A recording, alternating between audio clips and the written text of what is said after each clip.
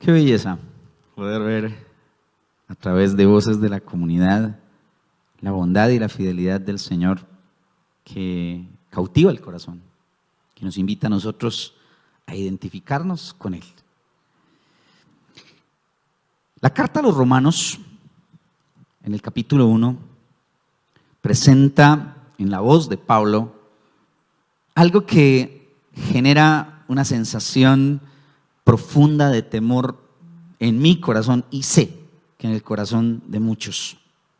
En el capítulo 1, versículo 21 en adelante, dice: pues habiendo conocido a Dios, no le glorificaron como a Dios, ni le dieron gracias, sino que se envanecieron en sus razonamientos y su necio corazón fue entenebrecido. Profesando ser sabios, se hicieron necios y cambiaron la gloria del Dios incorruptible en semejanza de imagen de hombre corruptible, de aves, de cuadrúpedos y reptiles. Por lo cual Dios los entregó a la inmundicia en las concupiscencias de sus corazones, de modo que deshonraron entre sí sus propios cuerpos, ya que cambiaron la verdad de Dios por la mentira, honrando y dando culto a las criaturas antes que al Creador, el cual es bendito por los siglos. Amén. El diagnóstico terrible, pero real, de lo que sucedió en medio de nosotros, el diagnóstico que hace Pablo en su exposición de la verdad, de la condición de la humanidad, que cambió la gloria de las glorias, la gloria de Dios, por la gloria de los seres humanos, por la gloria nuestra. Y nosotros no alcanzamos a entender eso, no alcanzamos a entender el gran hueco, el gran vacío que produjo eso en nuestro corazón. Nosotros hemos venido trabajando, estudiando, predicando, enseñando desde el libro de Deuteronomio. El libro de Deuteronomio, un libro tan antiguo, pero que en medio de nuestra reflexión de la palabra del Señor, lo hemos traído a la iglesia en este tiempo para que una vez más hable y siga siendo vigente en medio de nosotros. Deuteronomio es gracia de Dios que ama, pero también es gracia de Dios que advierte. Es gracia que sana. Y piensen por un momentito esto, 40 años en el desierto. ¿Cuánto necesitaba Israel la mano poderosa de Dios para ser sanados de la ansiedad, del cansancio, del dolor del desierto? Pero también junto con eso, Deuteronomio invita al pueblo a que vaya al encuentro, a que tenga intimidad con el Señor, pero sobre todo a que tenga identidad con Él. Dios le dice a Israel: yo soy tu Dios y ustedes son mi pueblo, son míos. El grito por todas las líneas de Deuteronomio es: ustedes me pertenecen, yo los saqué de la esclavitud, yo los liberé, yo los he traído hasta aquí y yo les voy a dar la tierra, les di un nombre, vivan para mi gloria. Para mi gloria. Identifíquense conmigo, demuestren que son míos, que me pertenecen. La semana pasada el pastor Álvaro nos compartía la continuidad del libro de Deuteronomio. Recuerden que nosotros durante un año hicimos un pare en el desarrollo consecutivo del libro y en tiempos de pandemia abrimos la posibilidad para predicar en otra dirección. Pero llegó el momento en el que la iglesia retomó otra vez el libro de Deuteronomio y es lo que estamos tratando de hacer. La semana pasada, hablando en el capítulo 13, el pastor Álvaro nos recordaba el llamado del Señor a su pueblo de que no escucharan otras voces que los llevaran a servir a otros dioses, voces que los llevaban a servir dioses extraños. Y también hizo alusión a ese último sermón que habíamos predicado de Deuteronomio en el capítulo 12, por allá, en el año 2020, cuando una y otra vez el Señor en el capítulo 12 le dice a su pueblo: Jehová tu Dios, vivan de esta manera, hagan esto porque yo soy su Dios. Así que el tema de la identidad, el tema de la relación íntima entre Él como Dios y su pueblo se desarrolla una y otra vez en medio de este libro.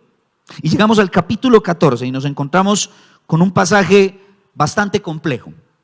Un pasaje que tiene diferentes elementos que a simple vista, a primera vista, parecen no tener ningún tipo de relación.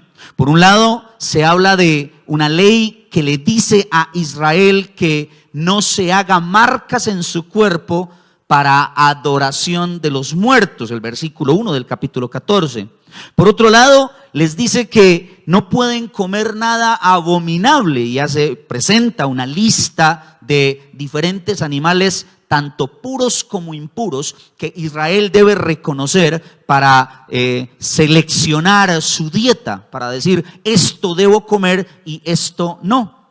Y finalmente aparece la ley de los diezmos, ese llamado de Dios a su pueblo a que dé, a que aparte una porción de la bendición que Él les ha dado para reconocer su gloria, su grandeza, para que bendiga a otros. Así que nos encontramos frente a esto y nosotros empezamos a pensar: ¿y qué sentido tiene? ¿Qué relación tiene la unión de esas tres temáticas dentro de este capítulo? Muy bien, de fondo está el tema de la identidad. Ya lo empezamos a decir desde el principio. La identidad del pueblo de Dios, Israel, con su Dios. La identidad de ellos: tú eres nuestro Señor y nosotros somos llamados a adorarte, a rendir nuestro corazón delante de ti. Si ustedes notan, parte del desarrollo de lo que se ha visto constantemente en Deuteronomio, lo vimos ahorita al hacer alusión al capítulo 13 y lo vamos a ver acá de una manera muy clara, es el tema de la idolatría. En algún sentido, la idolatría canaliza en otros dioses, en otras imágenes, el anhelo del corazón del ser humano. Lo leíamos ahorita en Romanos capítulo 1. Pretendiendo ser sabios, se exaltaron a sí mismos, dejaron de lado la gloria de Dios y rindieron culto a las criaturas en vez de al Dios creador de todo lo que existe. Y nosotros tendríamos que entender que sí, que detrás de la idolatría hay un pequeño diosecito que cada uno de nosotros creamos. Porque al final, toda idolatría en el fondo es una exaltación del yo. En el fondo, la idolatría es la exaltación de mis anhelos, es la exaltación de lo que soy yo como ser humano, lo que yo deseo, lo que yo quiero alcanzar. Una vez más hacen eco las palabras de Génesis capítulo 3, cuando Eva ve el fruto prohibido y dice: y vio que era un fruto codiciable para alcanzar sabiduría. El antídoto contra la idolatría está precisamente en la adoración exclusiva del Dios único. ¿Recuerdan? Deuteronomio capítulo 6. Solo hay un Dios. Oye, Israel, el Señor tu Dios es el único Señor, y amarás, adorarás, te rendirás delante de el Señor tu Dios con todo tu corazón, con todas tus fuerzas, con toda tu alma. Vivan para mi gloria. Vivan para mí, le está diciendo Dios a su pueblo. No se conformen con una luz artificial teniendo enfrente al sol. Yo soy Dios, el Dios glorioso. Y precisamente el llamado de la identidad, de el poderse identificar con Dios, es lo que en esta mañana vamos a reconocer en cada uno de estos aspectos que se desarrollan en el capítulo 14. Vamos a observar tres aspectos de la identidad del pueblo de Dios que los desafía a vivir para su gloria. Tres aspectos de la identidad que el pueblo de Dios tiene con Él, con su Dios, que los desafía a vivir para su gloria.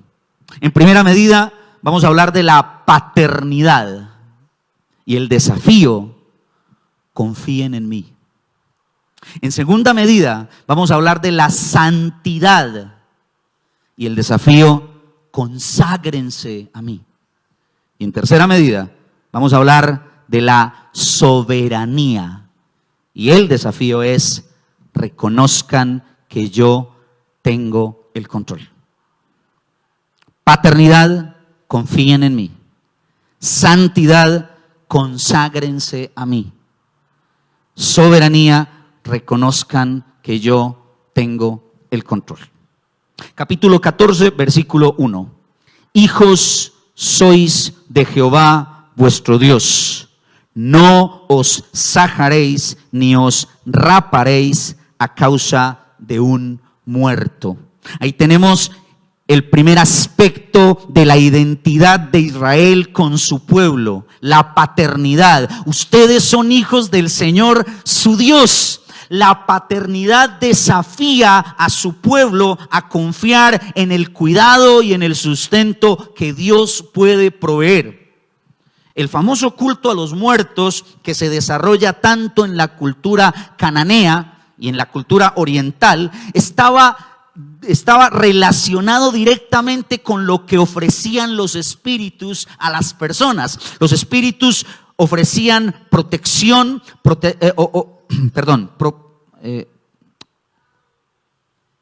se me fue la paloma. Ofrecían protección, ofrecían ayuda, ofrecían cuidado. Dios le está diciendo a su pueblo: vengan, yo soy su Dios, ustedes son mis hijos, yo soy el papá suyo. El Señor le está diciendo a su pueblo: es en mí en quien deben confiar. La paternidad, en términos reales, debería producir en el corazón de los hijos confianza.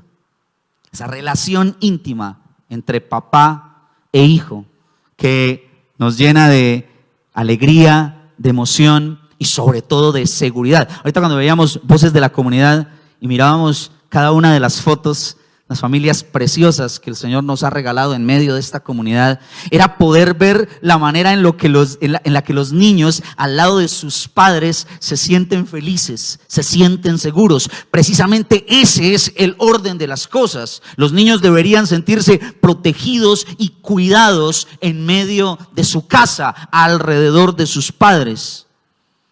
Pero el culto a los muertos ofrecía otro camino. Ofrecía otra confianza, ofrecía otra seguridad, ofrecía otra fuente. Así que Dios se para delante de su pueblo y le dice: ustedes son mis hijos, ustedes son hijos del Señor su Dios. Es en Él en quien tienen que poner su confianza. Es la batalla de Dios por el corazón de su pueblo. Yo soy suficiente para ustedes, o por lo menos debería serlo. Yo soy papá. Una de las sensaciones más incómodas que me genera a mí en la relación con mis hijos es sentir que a veces mis pequeñines no me tengan confianza. He tratado de construir una relación con ellos en la que ellos puedan confiar plenamente en mí. Pero quizá por mis propios pecados y por mis propias debilidades, muchas veces mis niños no confían en mí. En estos días yo le compartía algo de esto a los profesionales. Esta semana precisamente a David le hicieron una entrevista. 2 profesoras lo llamaron para conversar con él, para hablar cómo estaba. Y dentro de esa conversación David dijo que yo no le producía, no dijo que yo no le producía confianza, dijo que yo le producía temor en muchos momentos. Y cuando mi esposa me contó, porque yo estaba en ese momento trabajando, estaba leyendo, preparando cosas para la predicación, cuando mi esposa me contó lo que había dicho el niño, en mi corazón hubo una sensación de: esto no puede ser cierto. Es increíble que la protección y el anhelo de mi corazón de cuidar a mis pequeños no se vea reflejado en una sensación de confianza y seguridad en el corazón de ellos. Dios le está diciendo a Israel: yo les he dado todas las herramientas para que confíen en mí. Yo les he dado todas las pruebas de mi paternidad, de mi cuidado delante de ustedes. Necesito que confíen en mí. Yo soy su Padre Celestial.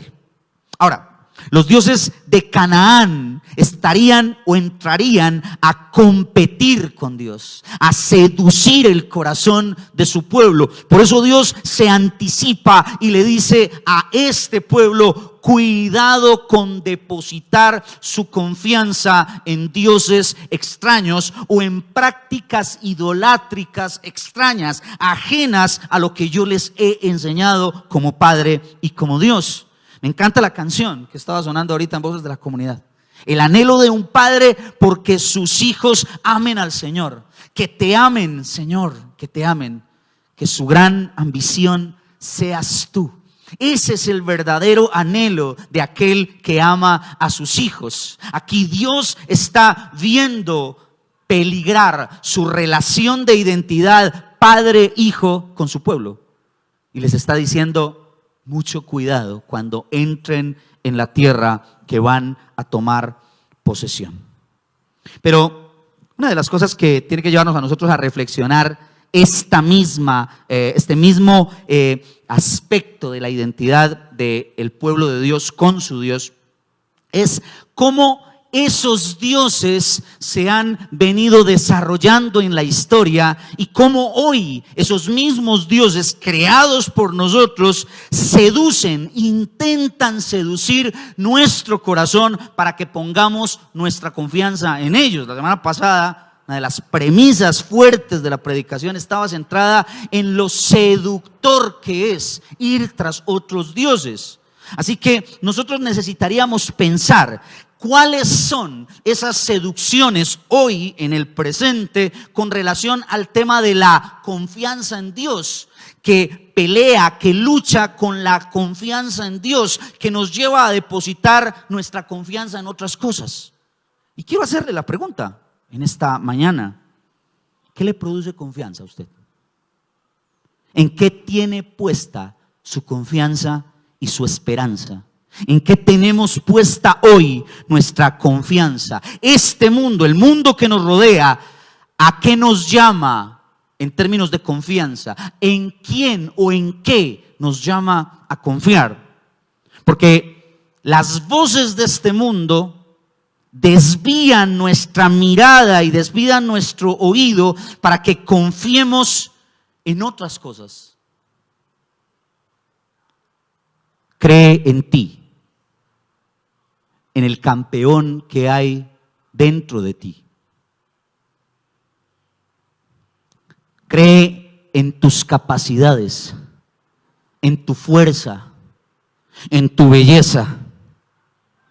Cree en tu potencial, en tu conocimiento, en la capacidad y sabiduría que alcanzas a desarrollar por ti mismo. Una vez más, muy sutil, muy contemporáneo, muy de este tiempo, pero arraigado en la misma realidad antigua. El centro puesto en el corazón del ser humano. Confía en aquello que te dé resultado. Busca los caminos necesarios para que encuentres la felicidad, lo que te promete solucionar los problemas de tu vida. De ahí que muchas corrientes religiosas usen esa misma dinámica para vender un evangelio barato que distorsiona la verdad del evangelio de Jesucristo. Pare de sufrir. El amor por encima de todas las cosas, sin tener en cuenta la realidad de la transformación del corazón del ser humano. Altruismo, que en últimas termina siendo otra condición de nuestra idolatría. Porque el altruismo se centra en el amor, en la entrega por el otro, pero tantas veces redunda en lo que yo estoy dando, en lo que yo estoy aportando, en cómo yo te estoy amando, y no en el centro de todas las cosas, la gloria de Dios. ¿Qué nos produce confianza en este tiempo? Mercado saludable, comida saludable,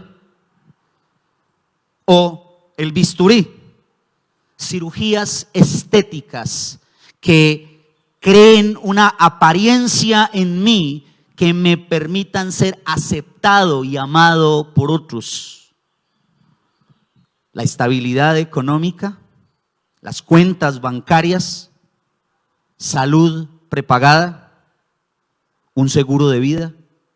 ¿Qué nos genera a nosotros confianza en este tiempo? Sería bueno entender, tratar de comprender la profundidad de la identidad de Dios en nosotros. Cómo Él nos dice: confíen plenamente en mí, descansen en mí.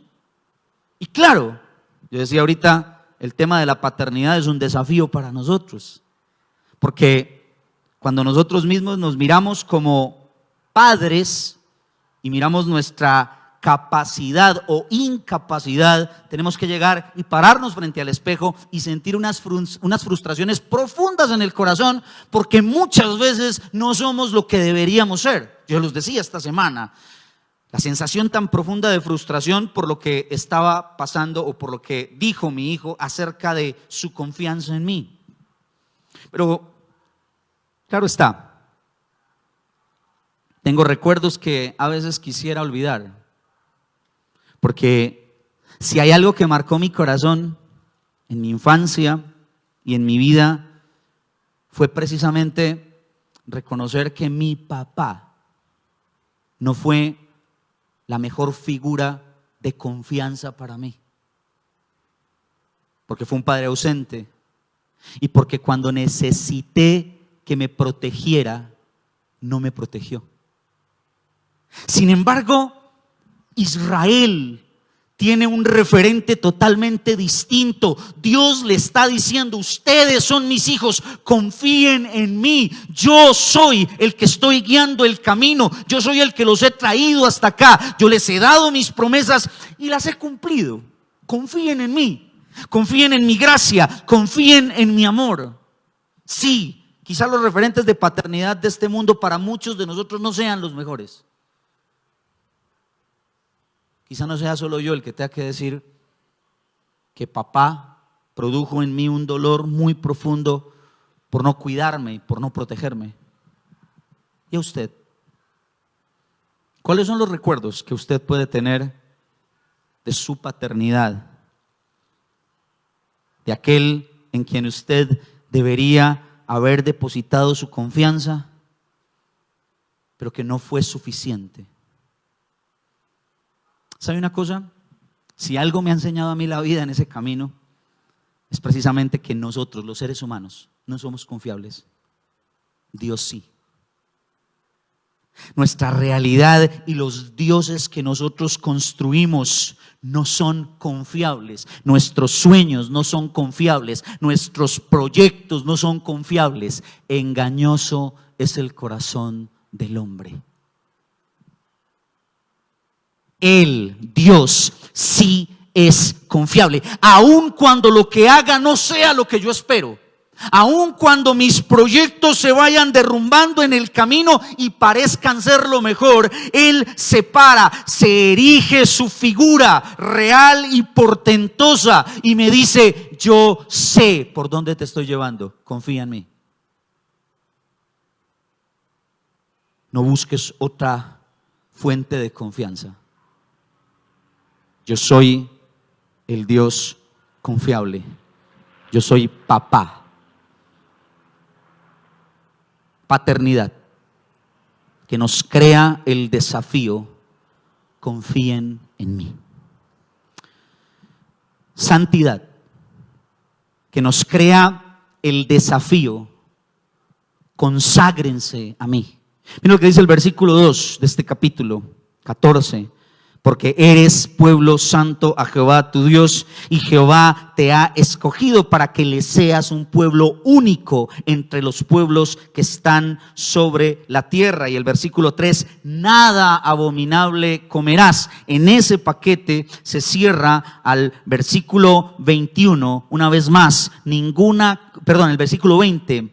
Toda ave limpia podréis comer, ninguna cosa mortífera comeréis. Al extranjero que está en tus poblaciones se la podrás dar, él la podrá comer, o vende al extranjero, porque tú eres pueblo santo a Jehová. El paquete de la dieta de Israel, de los animales que Israel podía incluir dentro de su dieta, está enmarcado en el tema, en el aspecto de la santidad. Yo soy santo, y como yo soy santo, ustedes deben reflejar esa misma santidad. Conságrense a mí.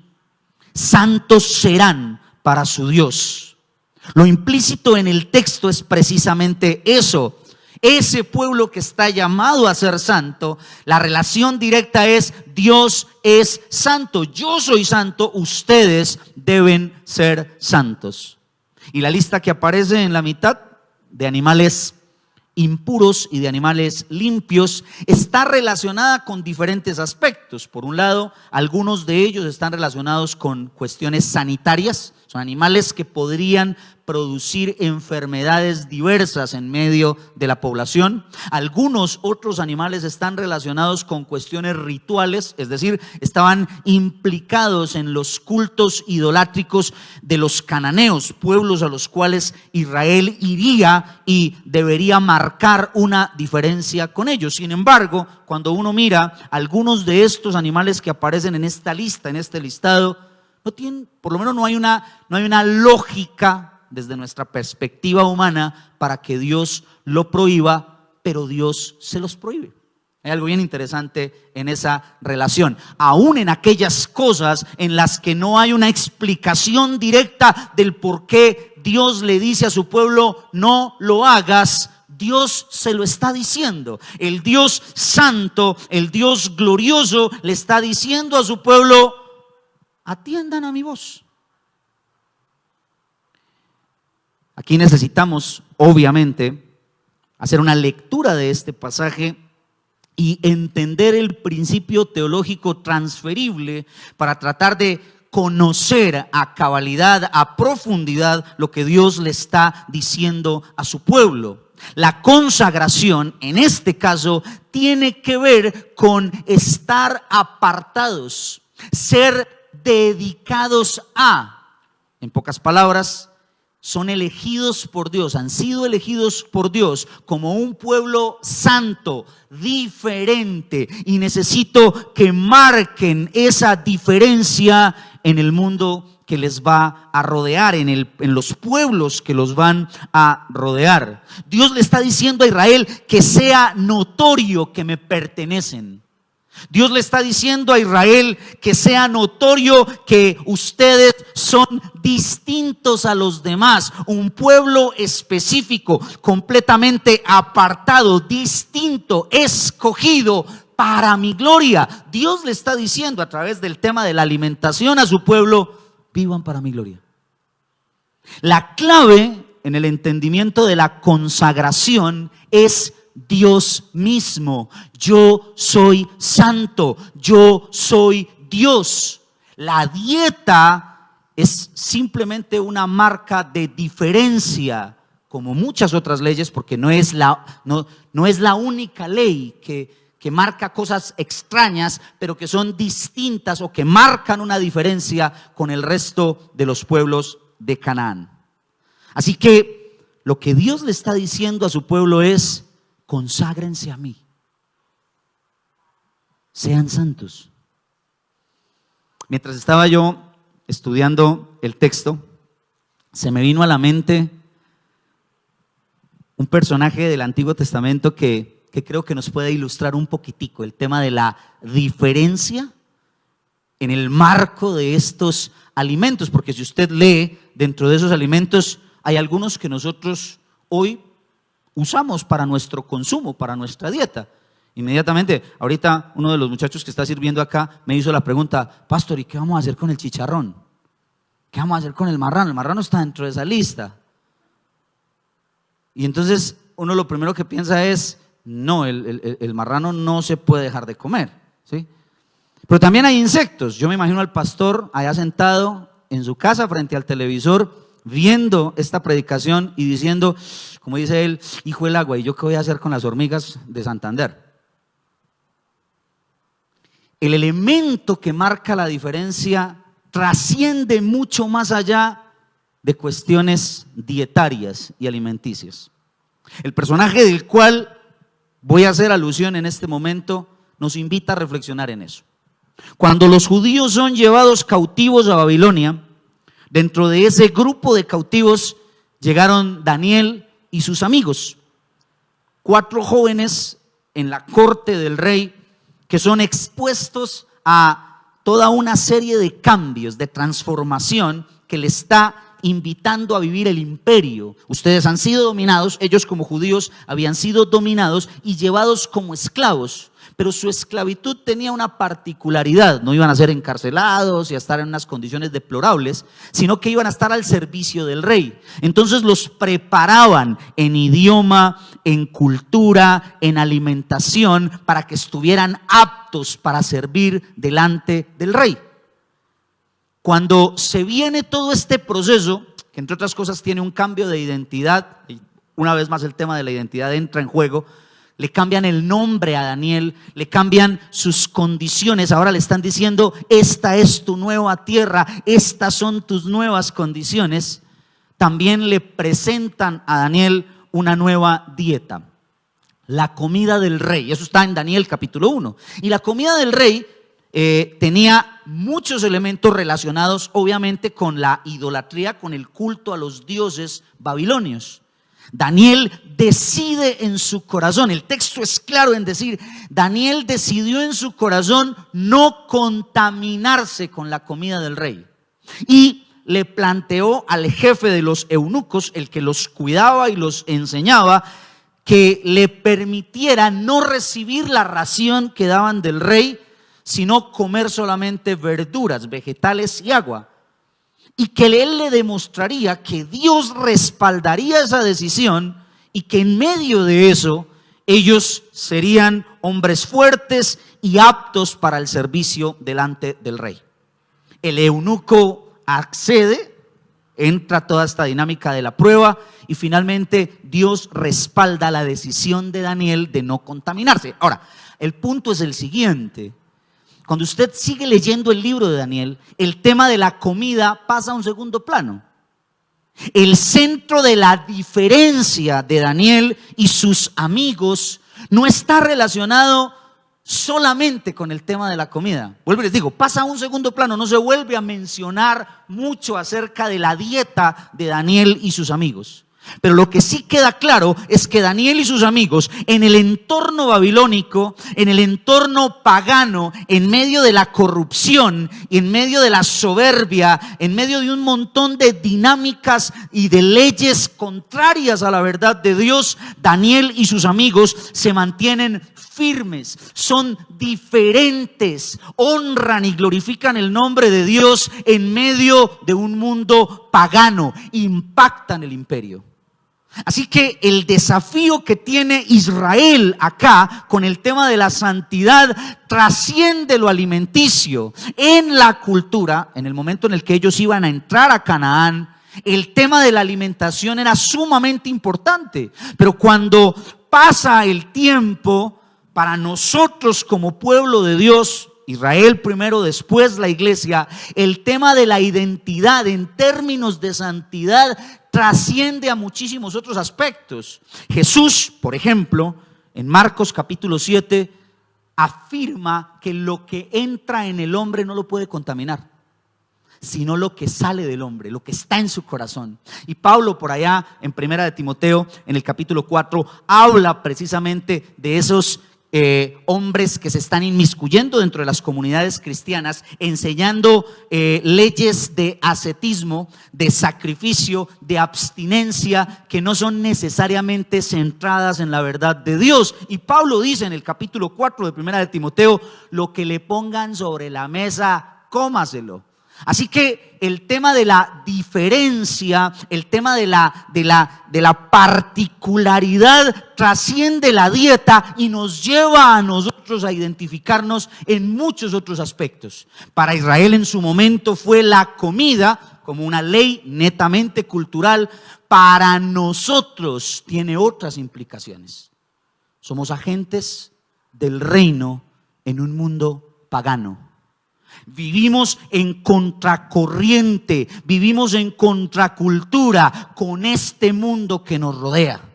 Y sí, puede ser que lo que consumimos se nos nota, ¿cierto? Pero más allá de eso es lo que hay en nuestro corazón, lo que somos nosotros en nuestra identidad delante del Señor.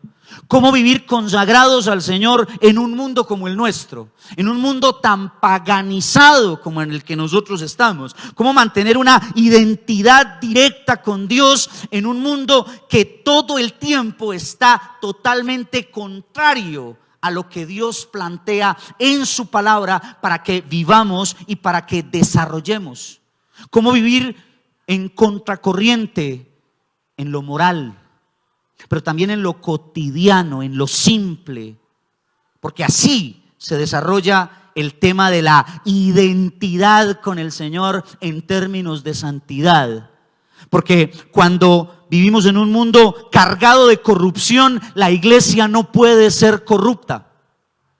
Porque cuando vivimos en un mundo desenfrenado en lo sexual, la iglesia tiene que identificarse con esa realidad y decirle al Señor: nosotros tenemos un modelo de sexualidad marcado por la Escritura que nos guarda y nos protege delante del mundo. Porque cuando vivimos en un mundo plagado de consumismo, nosotros como iglesia necesitamos hacer frente a esa realidad y decir: queremos vivir de manera diferente. La diferencia se marca en muchísimos aspectos, pero hay muchos que quiero hacer por lo menos alusión. ¿A usted no le parece muy precioso? A mí, de las cosas a mí que más me impacta del Evangelio, son muchas. Hay muchísimas cosas que marcan el corazón, que nos llevan a nosotros a vivir en santidad. ¿A usted no le parece algo precioso que nosotros sigamos luchando hoy por guardar la vida? En un mundo que levanta su voz y dice sí al aborto, la iglesia se levanta y dice sí a la vida desde el momento de su concepción. Desde el momento en el que hay vida, necesitamos defenderla.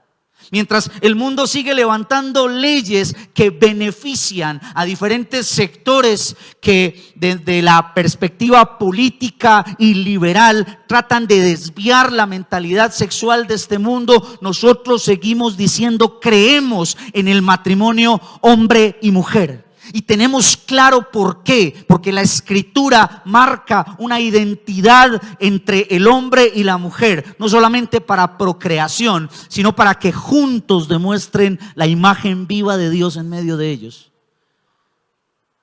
Mientras el mundo está cargado de violencia, la iglesia debe ser pacificadora. Mientras el mundo está cargado de injusticia, la iglesia debe ser un foco en el que se proclame la justicia y se viva la justicia. Como comunidad de fe necesitamos entender el desafío de ir contracorriente a estas leyes y a estas dinámicas del mundo. Marcar esa diferencia que demuestre lo que somos como comunidad de fe, que somos santos para el Dios santo y glorioso. El tercer punto de la identidad, o el tercer aspecto de la identidad del pueblo de Dios con su Dios, y que marca un desafío profundo, es el tema de la soberanía, el aspecto de la soberanía, y que eso nos lleva a reconocer que es Dios el que tiene el control. El versículo 22 dice: indefectiblemente diezmarás todo el producto del grano que rindiere tu campo cada año. La ley del diezmo aparece en escena para decirle al pueblo de Dios: aprende a temerle al Señor. Mira lo que dice el versículo 23. Comerás delante del Jehová tu Dios en el lugar que le escogiere para poner allí su nombre, el diezmo de tu grano, de tu vino, de tu aceite, de las primicias, de las manadas y de tus ganados, para que aprendas a temer a Jehová tu Dios todos los días de tu vida. La Nueva Versión Internacional, la Reina y la Nueva Traducción Viviente, este pasaje al final lo traducen con la misma connotación cuando dicen: esta práctica les enseñará a temer al Señor, les enseñará a reverenciar al Señor. Ahora, la dinámica de los diezmos no era una cosa exclusiva en Israel. Los diezmos ya formaban parte de la cultura oriental.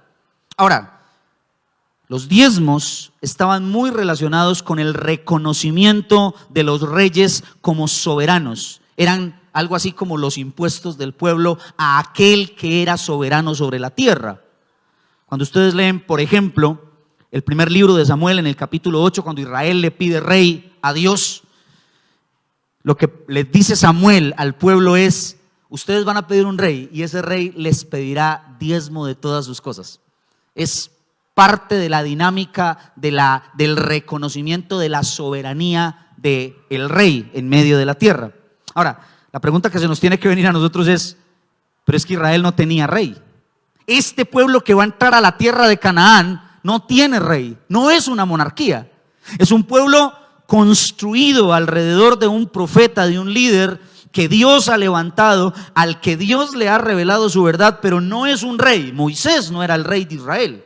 Josué, que era quien iba a entrar finalmente al pueblo, iba a ser su líder, un dirigente, pero no un rey en medio de Israel. Entonces la pregunta aquí es: ¿para qué diezmar? ¿Para qué Dios le habla de diezmos a un pueblo que no tiene rey?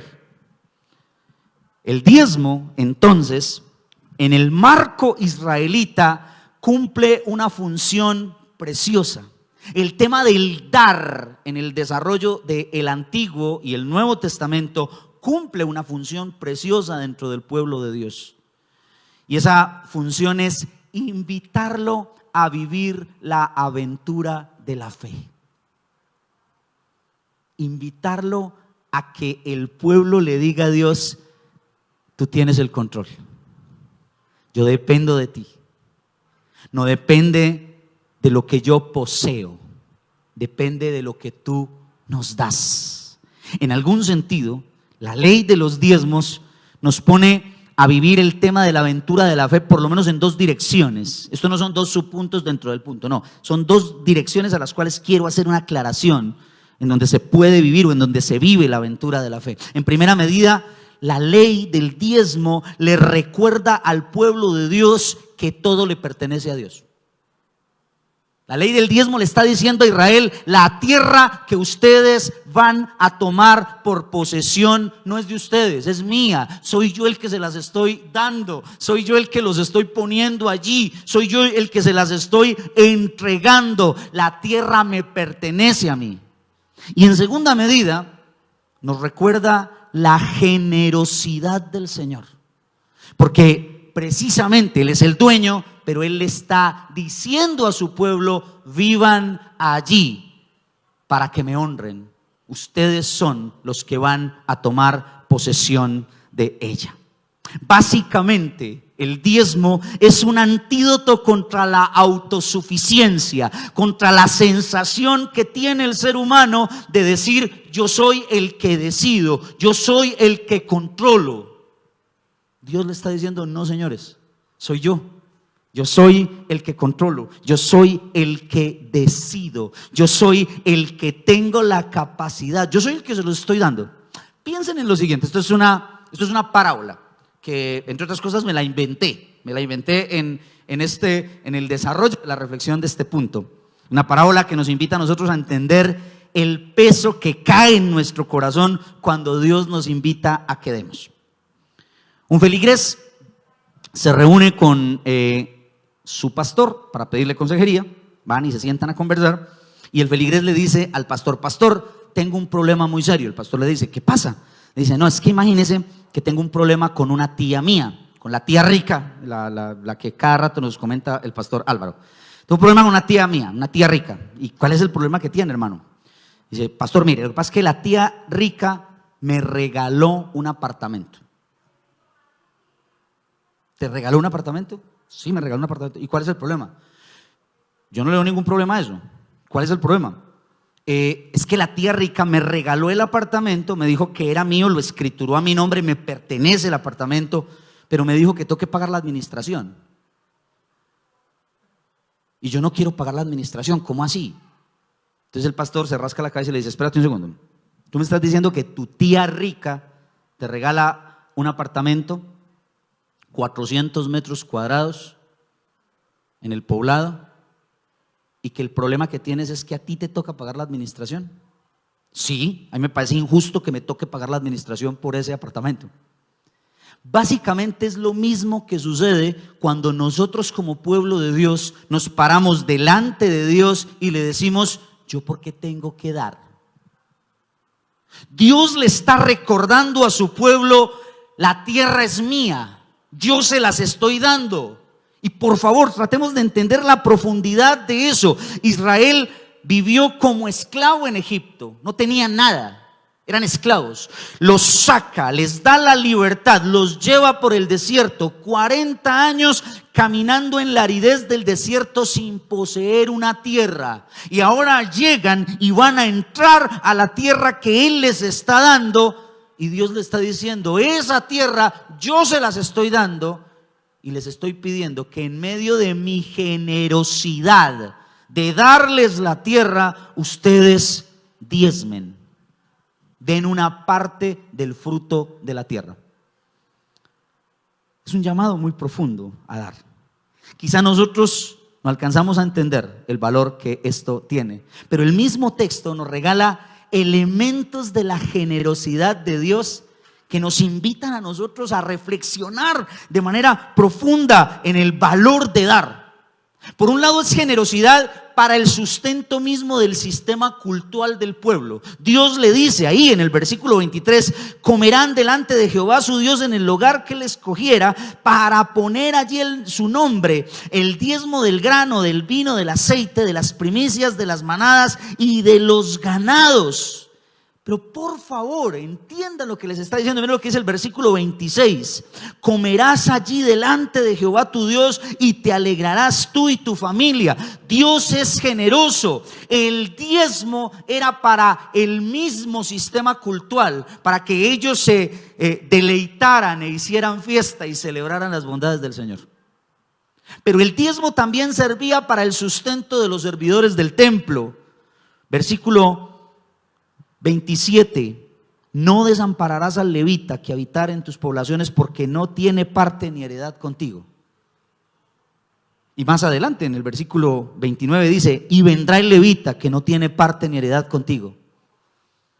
Dios está hablando de la generosidad de los servidores, para los servidores del templo, pero también esa generosidad se extiende hacia los más necesitados. Ahí en el versículo 29: el extranjero, el huérfano y la viuda que hubiere en tus poblaciones, y comerán y serán saciados, para que Jehová tu Dios te bendiga en toda buena obra que tus manos hicieren. Todo le pertenece al Señor. Ellos eran esclavos, no tenían nada, pero Dios se los está dando todo. Y les dicen: denme una parte de eso a mí, para que ustedes mismos como pueblo lo disfruten en adoración, para que bendigan a los que sirven, para que bendigan a los necesitados. El diezmo es una bendición. Dios le está diciendo eso a su pueblo, pero nosotros no lo entendemos. Yo sé que esta comunidad es una comunidad generosísima. Lo he visto, lo he experimentado, pero a veces nosotros olvidamos el valor de dar como un principio fundamental que reconoce la soberanía de Dios, que reconoce que Él es el que tiene el control, que reconoce que Él es el Señor. Porque muchas veces somos nosotros los que tomamos la decisión. Doy lo que quiero, lo doy a quien quiero y lo doy como quiero. Y al final eso que yo doy como quiero, a quien quiero y lo que quiero, la cantidad que yo quiero, finalmente es el colofón. Yo controlo, yo soy el que decido. ¿Quién está en el centro? ¿Quién está en el centro? Así que estos tres aspectos de la identidad del pueblo de Dios nos llevan a nosotros a reconocer que la gloria le pertenece al Señor, que quien debe estar en el centro no somos nosotros sino Él, que toda idolatría es un desenfoque del centro, que la gloria debe caer sobre Dios y cae finalmente sobre nosotros, cae finalmente sobre nuestros anhelos, cae finalmente sobre nuestros deseos. Es un desafío profundo de entender el valor del Dios con el cual estamos nosotros identificados. ¿Sabe una cosa? El Dios de este mundo, que muchas veces se ve reflejado en el evangelio moderno, pero que de manera muy puntual está reflejada en este mundo. El Dios de este mundo nos grita: tú eres el centro. Se trata de ti. Se trata de tu gloria, se trata de tus capacidades, se trata de tu grandeza, se trata de tu poder, se trata de lo que tú alcances, se trata de tus anhelos, se trata de ti. Tú eres el centro. Pero el Dios de la Escritura, el Dios de Israel, el Dios que se encarnó en la persona de Jesucristo, ese Dios nos dice: yo te he creado para mi gloria. Yo te he creado para mí, para que tu vida sea un reflejo de la gloria del Dios eterno y poderoso.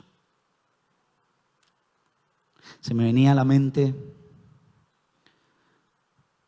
aquella escena en la que Jesús está frente al cajón de las ofrendas, y Marcos en el capítulo 12 dice que muchos ricos venían y echaban grandes cantidades de dinero, y en medio de ellos aparece una viuda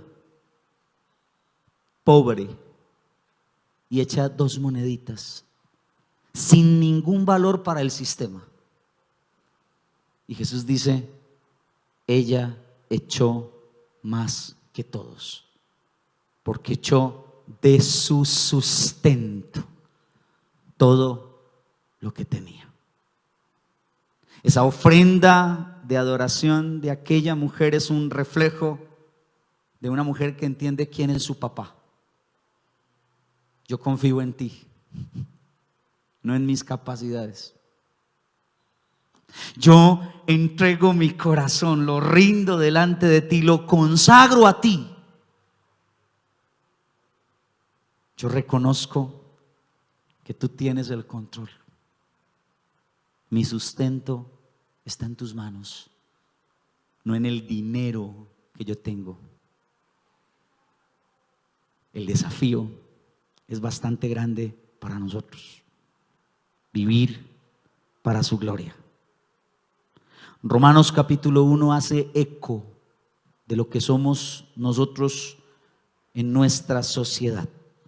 Y voy a hacer una vez más la lectura del pasaje con el que comencé en esta predicación. Profesando ser sabios, se hicieron necios y cambiaron la gloria del Dios incorruptible en semejanza de imagen de hombre corruptible, de aves, de cuadrúpedos y de reptiles. Por lo cual también Dios los entregó a la inmundicia de sus concupiscencias en sus corazones, de modo que se deshonraron entre sí sus propios cuerpos, ya que cambiaron la verdad de Dios por la mentira, honrando y dando culto a las criaturas antes que al Creador, el cual es bendito por los siglos. Amén. ¿Qué tal si usted inclina su rostro y juntos adoramos al Señor?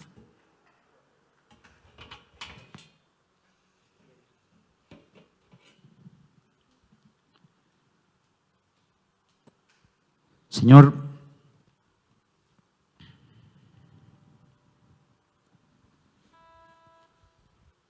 nuestra vida es para tu gloria. Para tu gloria.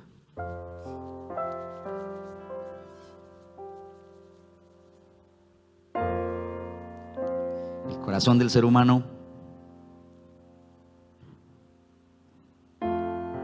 se desvió, centrándose en sí mismo.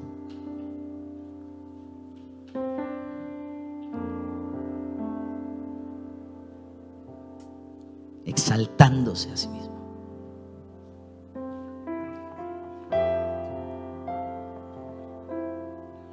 Se olvidó de ti,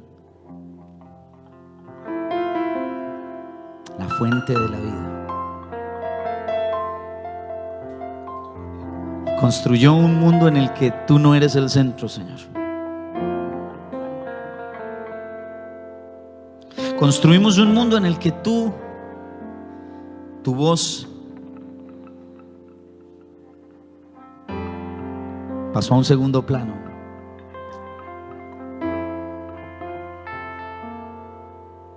La volvimos retrógrada.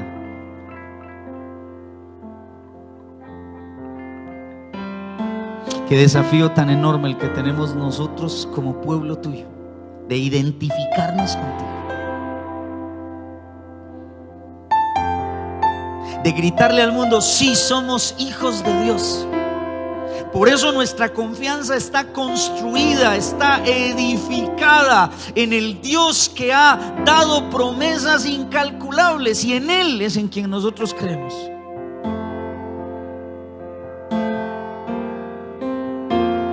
Mi confianza está puesta en ti, Señor.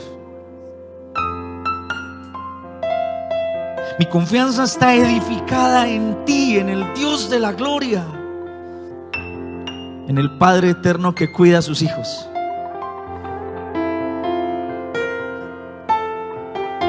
En el papá que abraza, que guía, que habla. En el papá que muchas veces no nos da lo que queremos, porque sabe que lo que queremos puede hacernos daño.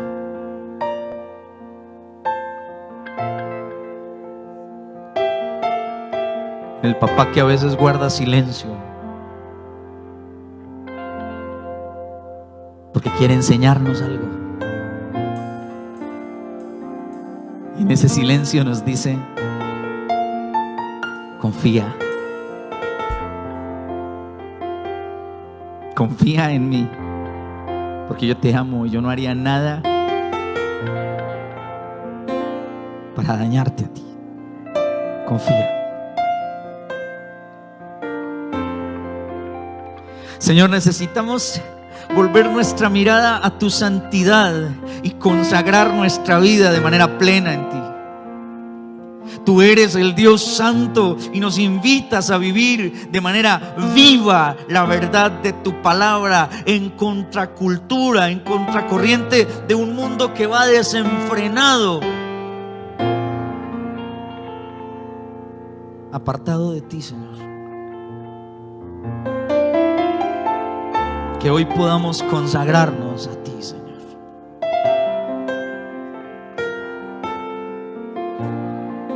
Necesitamos reconocerte como el Dios soberano. Saber que tú tienes el control, que tú eres el dueño de todo, Señor.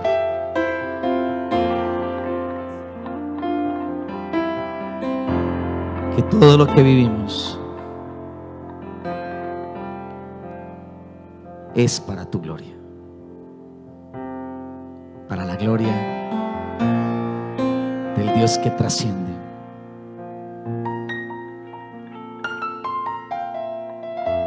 Invítanos a tener esa identidad contigo, con tu paternidad, confiando en ti, con tu santidad, consagrándonos a ti, con tu soberanía, reconociendo que tú tienes el control y que la gloria es solo para ti, Señor.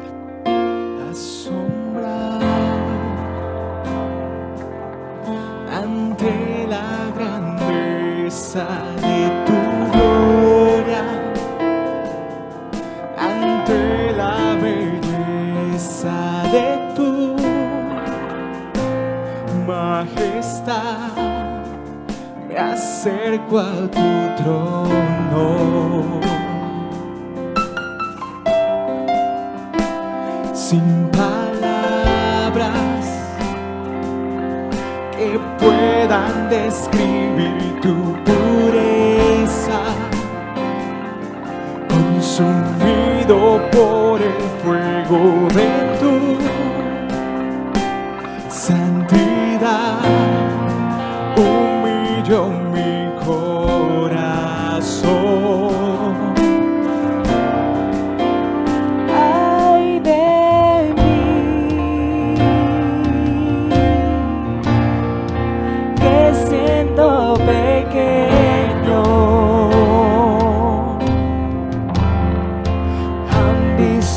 Mis ojos la gloria de Dios.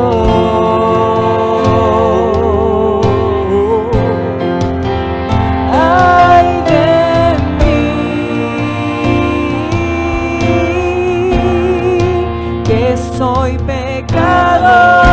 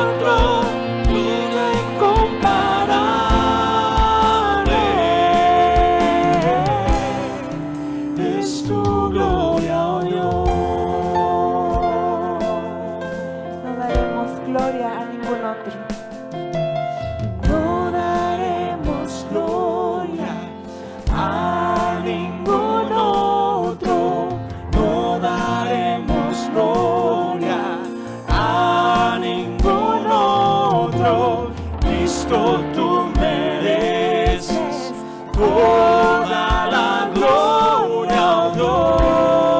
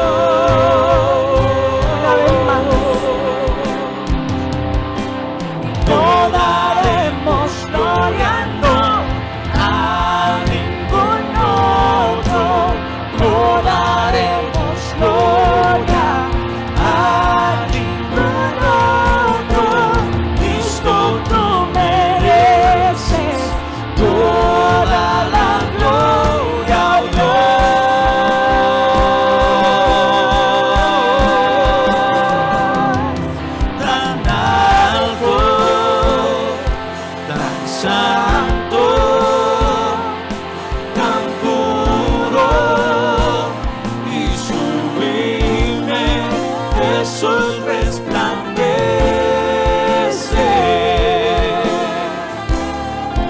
mucho más que el sol.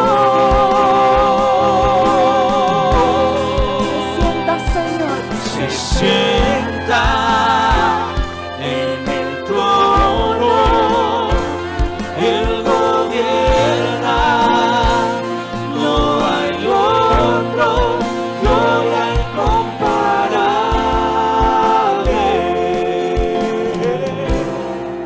Es tu gloria, oh Dios. La gloria de las glorias, el Señor, Dios Todopoderoso, aquel que vino, que entró en medio de nosotros como el siervo sufriente, pero que nos llama a que nos rindamos delante de Él, el Dios glorioso, poderoso, a quien nosotros adoramos con nuestro corazón. Nuestro Padre Celestial, el Santo, Santo, Santo, el Dios soberano, dueño de todo lo que existe. A ti sea la gloria, Señor, por los siglos de los siglos.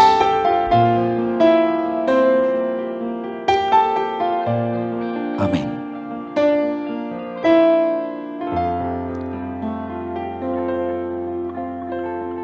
Antes de despedirnos, les recordamos que prepárense en este espacio que viene, que es el tiempo de Encuentro Kids, en donde tienen una actividad muy preciosa, muy especial para los niños en su día.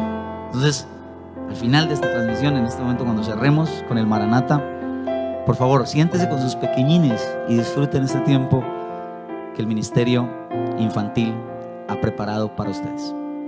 Como cada domingo, a la expectativa de la manifestación gloriosa del Señor, decimos juntos: Maranata. Que el Señor les bendiga.